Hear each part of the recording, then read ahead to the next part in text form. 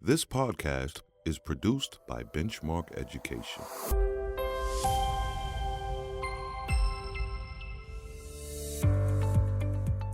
What did you learn from teaching remotely this spring? And what will you bring back in the fall to whatever school looks like then? I'm Kevin Carlson, and this is Teachers Talk Shop. We as educators are very good at trying to be perfect, but this is a new landscape of a classroom that we just haven't navigated before, the majority of educators, and to be patient with ourselves. That is Patty McGee. Those of you familiar with this podcast already know Patty. She is a New Jersey-based educator and author, a Milken Educator Award winner, and a regular presenter at ILA, NCTE, ASCD, Learning Forward, and other national conferences. This spring, Patty taught daily lessons for 9 weeks on the Benchmark Distance Learning Literacy Block Facebook group. And recently I talked with her about that experience and how it changed her teaching. We started off talking about what we wanted the literacy block to be. We wanted to have something for students, for caregivers, and for educators that they could rely on day after day at certain times, where there would be just some way to connect around reading, writing, words, and also support continued literacy learning. And there were a couple of things about that that felt really good. One was to create a space where teaching was happening every day. We knew that we wanted it to be at a time that was suitable for everyone around the country. And we also knew that we wanted to keep it simple enough that when you were joining, you didn't have to come with any other readiness. You were just going to learn something one day about reading, one day about writing, and alternate that. And that's what the space became. It evolved, definitely. I think I was very robotic at the beginning, and now I'm much more used to talking to nobody or myself.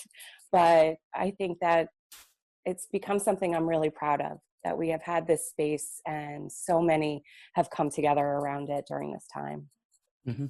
What are some things that have surprised you about it? Well, one of the biggest surprises has been the outpouring from the students that have been part of this over these weeks. We have some kids that have been with us straight from the beginning, and the different things that they've sent along, from their writing pieces to their videos to notes from parents and notes from teachers about how much this is meaning to them. And how much they've grown to love it and count on it. And so that was delightful for me. That's what I was hoping would happen. But also, you just never know when you put something like that together, just what it would turn out to be. So it was surprising in a really good way. Mm-hmm. What were some of the challenges? Okay, well, the first big challenge for me was navigating the tech. The tech itself was not reliable. And, you know, I'm an educator now for 25 years, and I have been part of like the technology evolution in the classroom. When I started teaching, there wasn't even email yet. And now, because I had that experience of you can never rely on tech ever, you always had to have a backup. So when it didn't go right, we just went with the flow and shifted course and started again, and just didn't let that stop us, because there were a lot of hiccups with it, and we just worked through them and got creative with it. So that was one of the biggest challenges. Honestly, the other challenge was talking to a screen where I only saw me and trying to keep it warm and engaging as if there was somebody responding on the other end. And so that took a little while to get used to. And I think it found its groove by the end.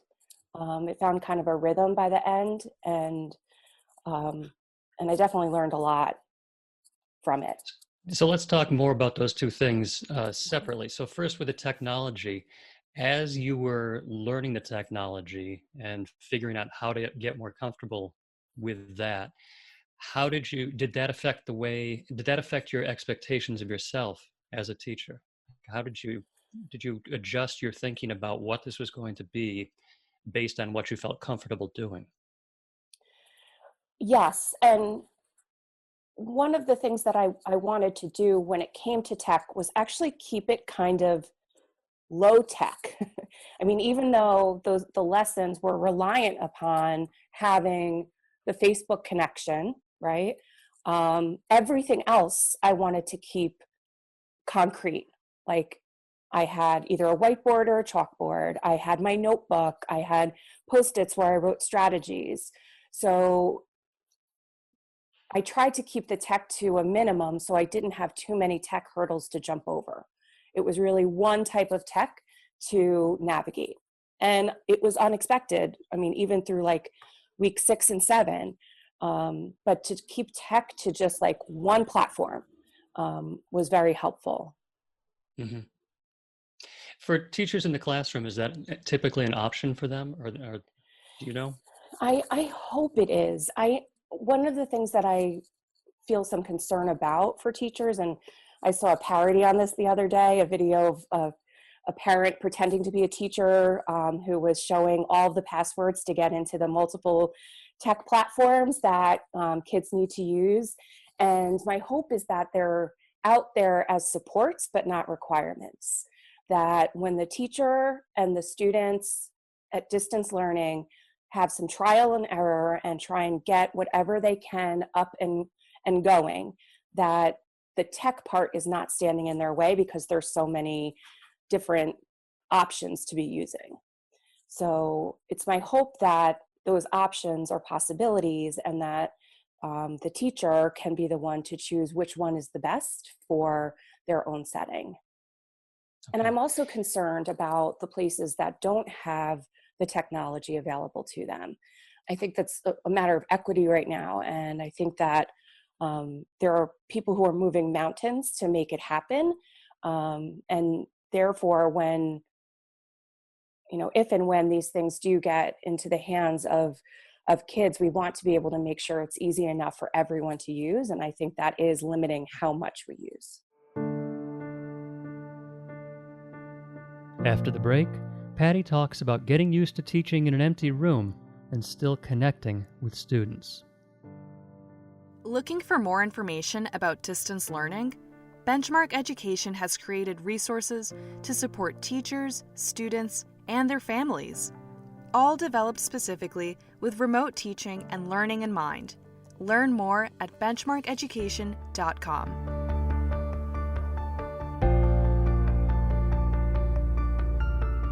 You also mentioned getting used to talking to a computer screen with nobody else in the room. Talk a little bit about how do you do that? What advice can you offer other teachers? How you communicate very clearly in your lessons, but you also communicate with a real warmth to students. So talk about those two things. How do you do that? What would you suggest to other teachers try? Well, I would first suggest that teachers just do it without putting a lot of expectation on themselves. We as educators are very good at trying to be perfect right off the bat, and sometimes being perfect stops us from just being good or decent at something or just giving it a whirl.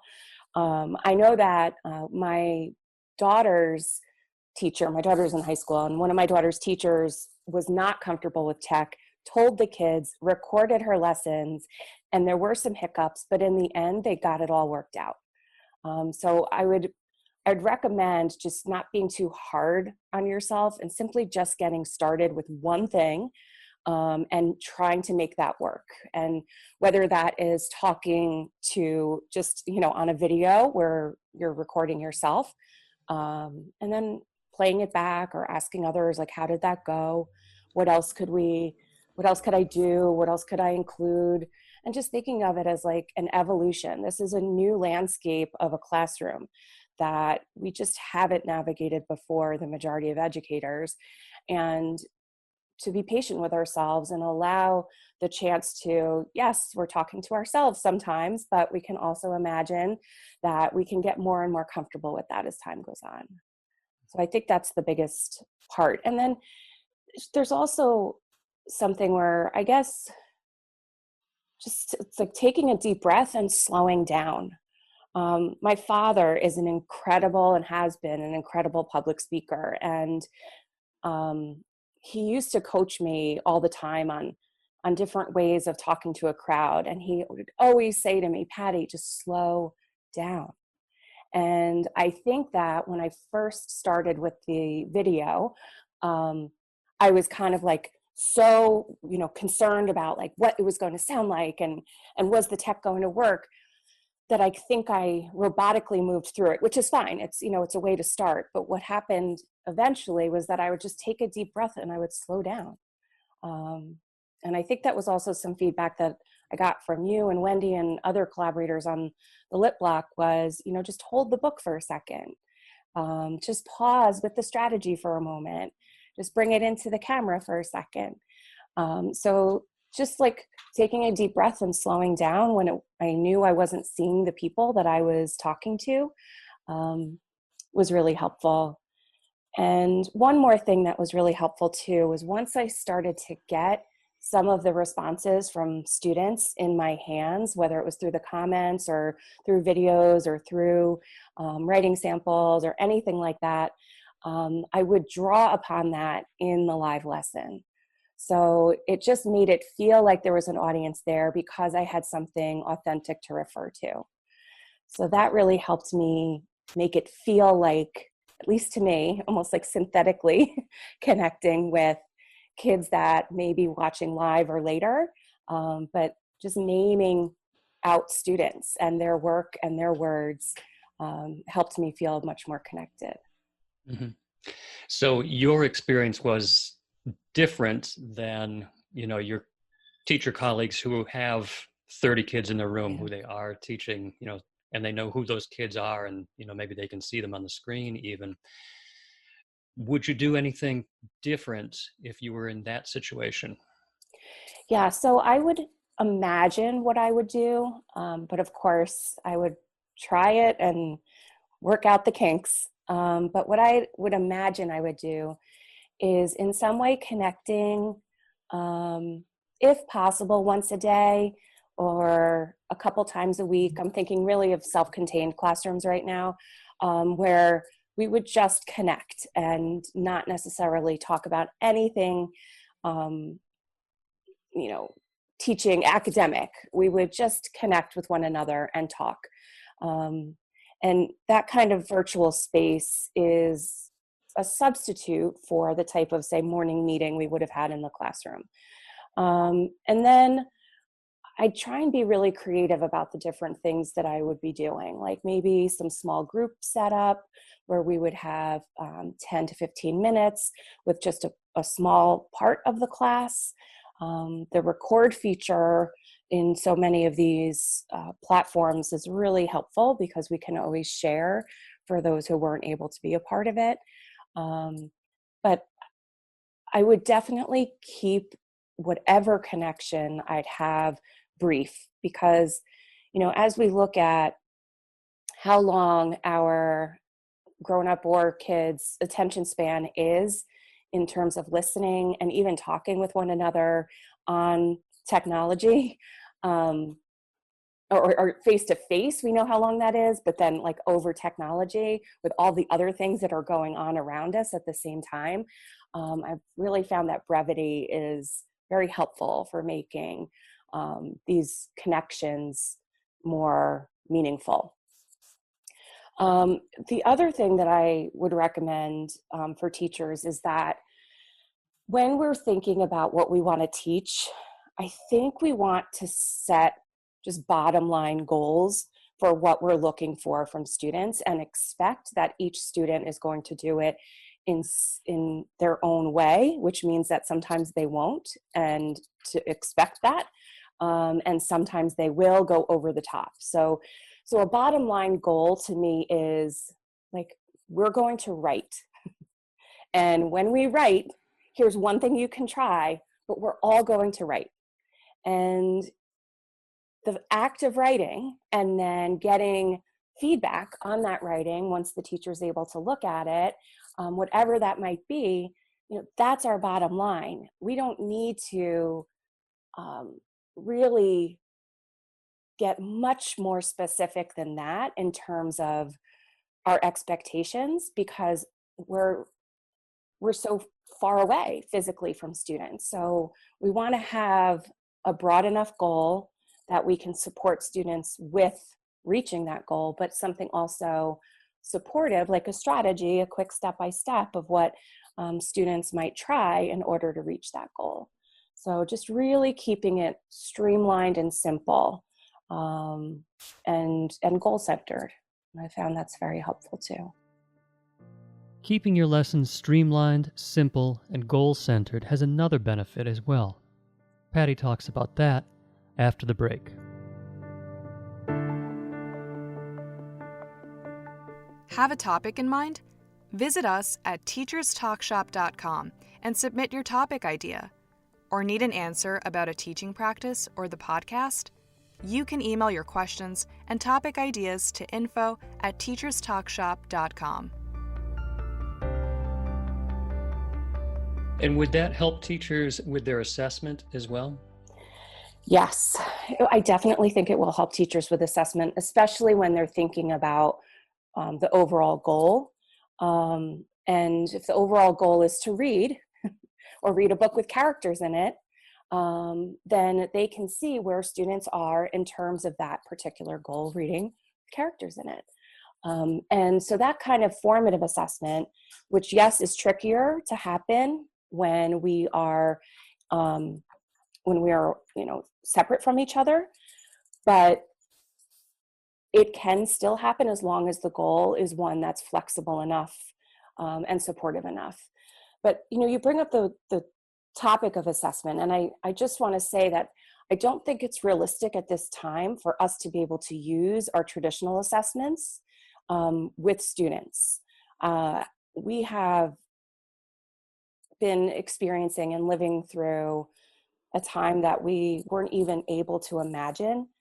And the first thing that went at the state level were state assessments once schools closed down. And so I think we need to be really careful about how we use assessment with students at this time.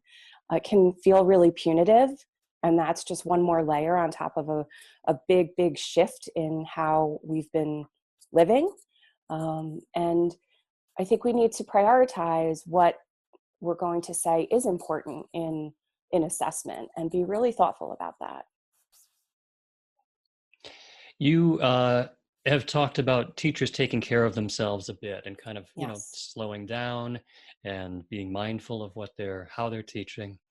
Yeah. Talk about some other ways that teachers can help take care of themselves. Absolutely. I have certainly been talking about that, and perhaps it's also because it's something that I've been trying to work on a lot is, self-care right now is something that isn't an option for people if we're going to be able to give what we need to give to others. And so self-care looks different for different people. So I think we all need to identify what that is. Personally, I know this is going to sound totally nerdy, but personally, learning more about education is self-care for me because I'm just so curious always about the next thing that I want to learn. But for some, it's just stepping away from all of this for a while and making sure that they are doing those things that fill them up, whatever that might be. Whether that is stepping away once we've finished with this year, stepping away and making sure that there's time for a walk every day, or there's time to connect with people you love every day, or there's a time where you're going to journal every day. But building in the space for self-care. And teachers on the whole are almost sacrificial in how they give to others, and there will only be so much to give, especially when they've navigated a time that none of us were ready for.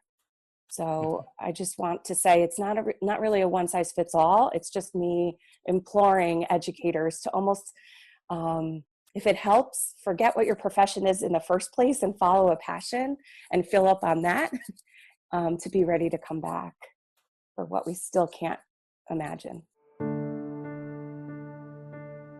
How do you say goodbye to your students this year? We'll find out what Patty thinks after the break. If you're a teacher, Benchmark Education invites you to select the free ebook library of your choice, specifically curated for families and educators to use at home. K-6 English, K-6 Spanish, or K-6 dual language. Each is supported by a free idea-packed at-home family guide. Simply sign up to get instant access when you go to benchmarkeducation.com/distance learning. So the end of the school year is always a tricky time. It's always an emotional time. And the end of the school year this year was not like any other time before, or the end of any other school year. Can you talk a little bit about saying goodbye to your students? What advice would you give to teachers about how do you say goodbye to your students this year? Yeah.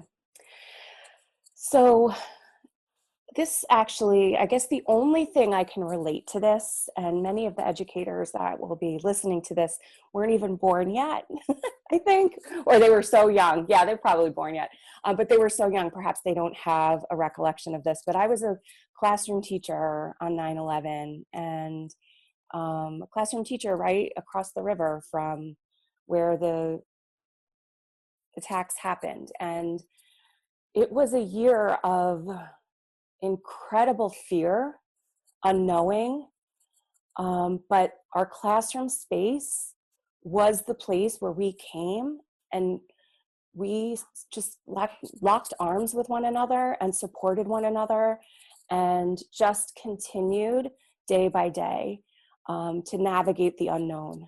And what I did that year, which felt different than other years, I always ended with some type of letter to the students and parents at the end. But that year was a different type of letter. That was a letter of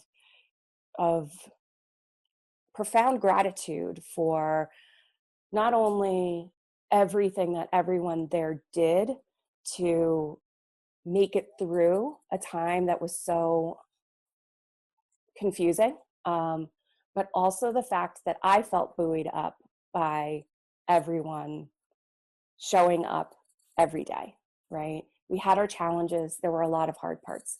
So the reason I'm bringing that up, Kevin, is because like that type of heartfelt message, yes, the academics are important, but the fact that we made it, and there are many people who are dealing with just absolute tragedy right now, and we're still here. And so I imagine a way, whether through a video message or through old school letter writing or through a letter sent over email or whatever it might be, but some type of heartfelt, authentic message from us as educators, just reminding us that we made it.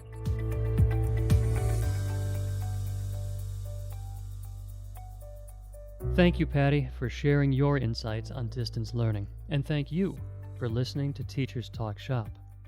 If you are interested in the Benchmark Distance Learning Literacy Block Facebook group, it is a public group, and we would love to have you.